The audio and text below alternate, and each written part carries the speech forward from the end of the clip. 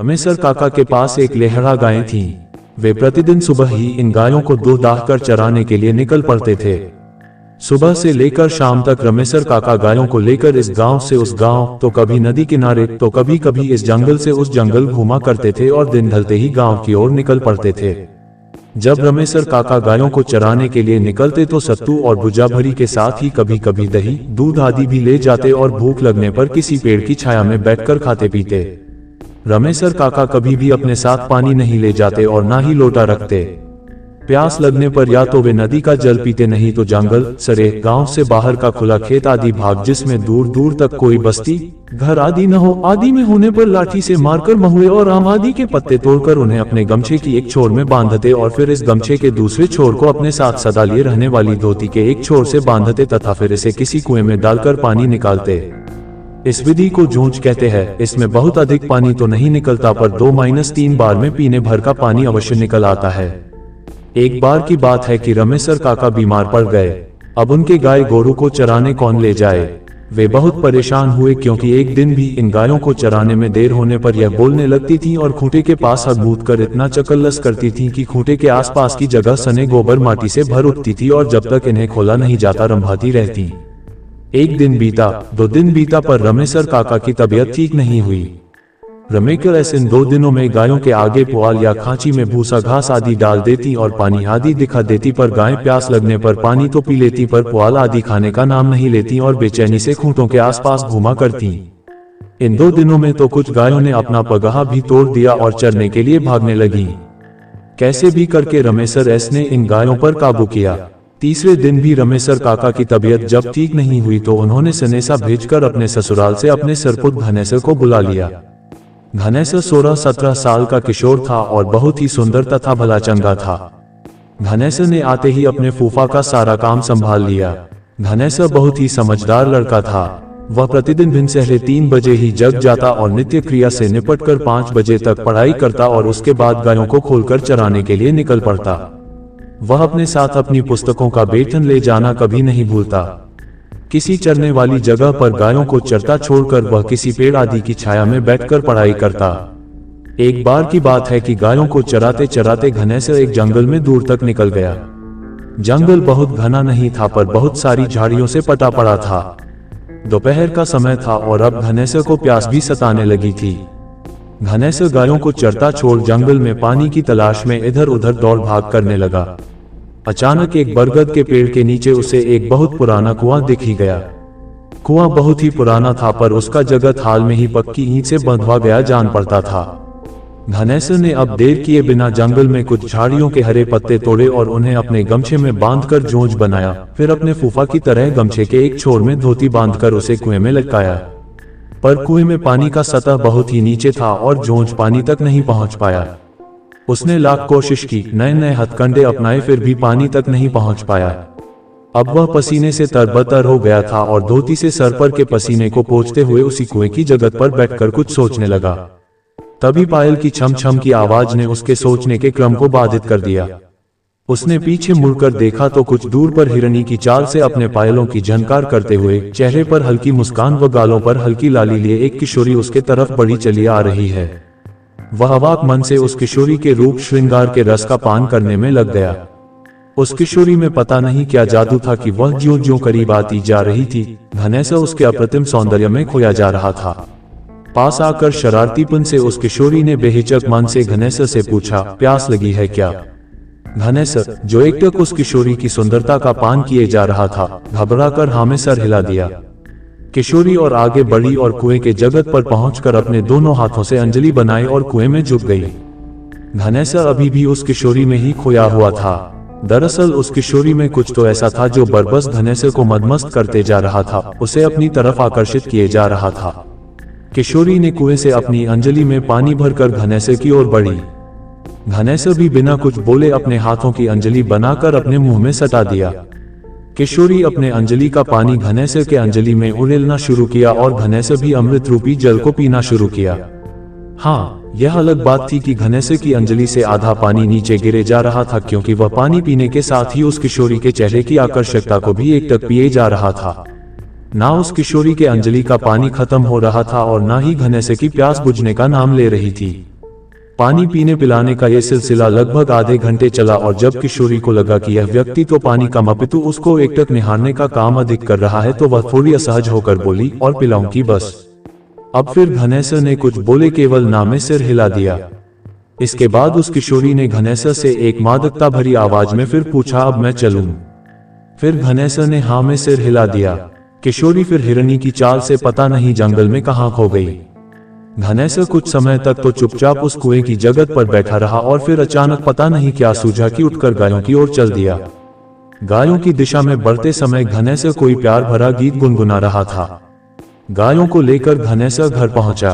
आज वो बहुत खुश लग रहा था और रह रहकर कोई प्रेम भरा गीत छेड़ जाता था। उसकी भूख प्यास गायब हो चुकी थी और उसने अपनी बुआ के लाख कहने के बाद भी रात को कुछ नहीं खाया और अपनी खाट पर सोने चला गया। उसकी आंखों से नींद पूरी तरह से गायब थी और पता नहीं क्यों उसे एक खुशनुमा बेचैनी सताई जा रही थी। वह लेटे लेटे कभी कभी खाट से उठ जाता और कुछ गुनगुनाने के बाद या 2-4 कदम चहलकदमी करने के बाद फिर से खाट पर लेट जाता। उसे एकदम से समझ में नहीं आ रहा था कि वह क्या कर रहा है या उसके साथ ऐसा क्यों हो रहा है। अचानक वह जागते हुए एक स्वप्न देखने लगा और यह स्वप्न कुछ और नहीं, बस आज दिन भर के उसके कार्यकलाप थे। उसने अपने को गाय चराने के लिए जंगल में जाते हुए देखा, फिर कुएं की जगत पर बैठा देखा और फिर उस किशोरी का आना और उसे पानी पिलाना। इतना स्वप्न देखते ही या यूं कहें कि याद करते ही वह गदगद हो गया, पर आगे घटित घटना को याद करके कुछ तो ऐसा हुआ कि उसे काट मार गया और उसने थूक सटक ली। अचानक घनेसर को पता नहीं क्या सूझा कि वह डरकर उठकर बैठ गया। बिना देरी किए उसने सिरहाने रखी माचिस से एक तिली निकाला और पास में रखे ढेबरी को जला दिया। ढेबरी की धुंधली रोशनी में उसके माथे पर आई पसीने की बूंदों को साफ देखा जा सकता था। आप बता सकते हैं कि उसके साथ ऐसा क्यों हुआ? दरअसल उसके जहन में ये सवाल कुरेद गया कि वह किशोरी इतने गहरे कुएं से अपने हाथ की अंजलि बनाकर पानी कैसे निकाल दी, और साथ ही उसने इतनी देर तक पानी पिया फिर भी उस किशोरी के अंजलि का पानी खत्म होने का नाम क्यों नहीं ले रहा था। उसने भूत प्रेत की बहुत सारी घटनाएं सुन रखी थी। उसके मुंह से अचानक निकल पड़ा, भूतनी। इसके बाद डरे सहमे घनेसर ने उस डिबडिबाती ऐसे टिमटिमाना की लगे कि अब बुझ गया। ढेबरी के प्रकाश में ही बैठे बैठे रात गुजार दी। सुबह सुबह डरा सहमा घनेसर गायों को लेकर सरेह की ओर निकल गया। उसने मन में एकदम से सोच लिया कि अब भूलकर भी उस जंगल की ओर नहीं जाऊंगा, पर कहीं न कहीं उसके जेहन में उस किशोरी की यादें अंगड़ाई ले रही थी। न चाहते हुए भी उस किशोरी का अनुपम सौंदर्यवान चेहरा उसकी आंखों के आगे घूम जाता और अपनी आकर्षकता का एहसास करा जाता। सरेह में गायों को चरता छोड़ वह पास ही में एक सूखी गढ़ी के किनारे एक आम के पेड़ के नीचे बैठकर उस किशोरी के बारे में सोचने लगा। उसे पता नहीं क्यों ऐसा लग रहा था कि वह किशोरी को काफी समय से जानता है, वह उसकी परिचित है। उस किशोरी का सौंदर्यपूर्ण शरारती चेहरा याद आते ही सहसा सहमा घनेसर मुस्कुरा देता। उस पेड़ के नीचे बैठे बैठे सोचते हुए घनेसर को पता ही नहीं चला कि कब सूर्य उसकी सर पर आ गया और डालियों पत्तों के बीच से उसके साथ आंख मिचौली खेलने लगा। घनेसर उठा और गायों की ओर चल दिया। गायों को हाँक हाँक कर एक पास करने के बाद फिर वह उस पेड़ के नीचे आ गया। पेड़ के नीचे आकर घनेसर ने कांधे पर रखी धोती को दोहराकर बिछा दिया और गमछे को सर के नीचे लगाकर वहीं लेट गया। सरेह में कुछ चरवाहे या किसान नजर आ रहे थे। डरने की कोई बात नहीं थी क्योंकि दिन था और उस सूखी गढ़ी के एक किनारे रजमतिया काकी पेड़ों पर से गिरे सूखी लकड़ियों को एकत्र कर रही थी। लेटे लेटे रत जगह किए घनेसर को पता नहीं कब नींद आ गई, पर नींद में भी वह सहमा सहमा दिख रहा था, पर कभी कभी उसके चेहरे पर एक मिनटी मुस्कान आ जाती। ऐसा लग रहा था कि वह किसी भूत और देवता की लड़ाई देख रहा है। भूत का विकराल रूप उसे डरा जा रहा था तो देवता का उस भूत पर हावी होना उसे हर्षित कर जा रहा था। सोए हुए घनेसर को पता नहीं क्या हुआ कि वह सकपका गया और उठ बैठा। दरअसल उसे ऐसा लगा था कि कोई मखमली उंगलियों को उसके बालों में पिरो रहा है और रह रहकर उसे सहला रहा है। आसपास में किसी को न देखकर उसे यह भ्रम लगा, पर वह फिर से सोया नहीं और बैठकर फिर से उस किशोरी के बारे में सोचने लगा। अचानक एक तेज हवा उठी और सरसराते हुए इसके इर्द गिर्द चक्कर काटने लगी। हवा के उस चक्कर में उसे एक अजीब प्रेम की अनुभूति हो रही थी। वह हवा धीरे से वह किशोरी मनकर उसके पास खड़ा हो गई और मुस्कुराते हुए बोली, कल से तुम मेरे ही बारे में सोच रहे हो न? फिर से घनेसर ने थूक सटक कर हाँ में सिर हिला दिया। उस किशोरी ने खिलखिलाते हुए कहा, कोई अपनों से डरता है? मुझसे डरने की आवश्यकता नहीं। मैं आपको डराने नहीं आई हूँ बल्कि अपनापन का एहसास कराने आई हूँ। इसके बाद पता नहीं क्यों घनेसर का डर कुछ कम हुआ और वह एकटक होकर फिर से उस किशोरी के अनुपम सौंदर्य का नेत्रपान करने लगा। ये सिलसिला कुछ देर चला और फिर से खिलखिलाती हुई वह किशोरी वहां से गायब हो गई। अब तो आए दिन घनेश्वर उस किशोरी के साथ काफी समय बिताने लगा। वे दोनों अब खुलकर एक दूसरे से बात करने लगे थे। घनेश्वर उसे इंसानी कहानियां, अपने गांव घर की बातें सुनाता और वह किशोरी अपने लोग की बात बताती, अपने जीवन के रोचपूर्ण किस्से सुनाती।